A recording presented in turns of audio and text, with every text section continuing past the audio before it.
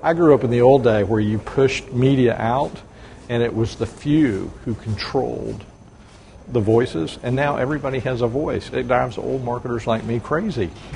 But the reality is it's a good thing for people. People get to be heard, people get to express their views, everybody has a soapbox, and there probably are going to be some people that share some absurd views, but by and large it's a good thing. How you use it, I think, is an interesting question. I think initially most companies tried to somehow force their way into it. They tried to capture it. They tried to harness it. They tried to control it. And the reality is you don't.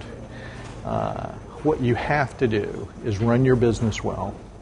You have to make customers happy by understanding what they want and delivering more of that to them than do your competitors. And through that process, you build advocacy.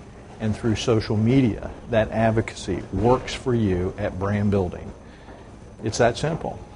And so I think it begins with understanding that you don't control it and harness it.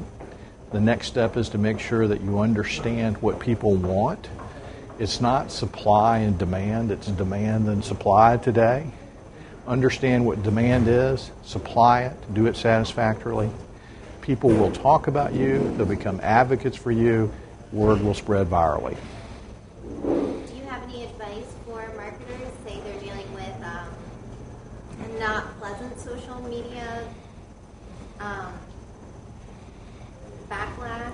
How would they deal with that? Do you have any advice? Well, I'm sure there's experts out there that have a lot of opinions on this, and I've certainly seen some of the examples that we might point to, and I've heard the critics say, they should have acted this way, or no, they should have done this, and everybody has great vision in hindsight.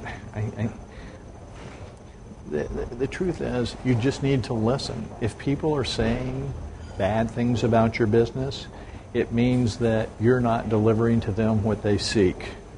It might be that you need to correct your operations, or it might be that you need to communicate better so that people's expectations are better aligned with what you're delivering. But I think if people are saying bad things about you, the right thing to do is not to dispute it. The right thing to do is to listen, to learn, to determine if you should correct or not. These are great sound bites coming from consumers. We used to pay a lot of money to learn what consumers think about us. Now we get to learn every day for virtually free.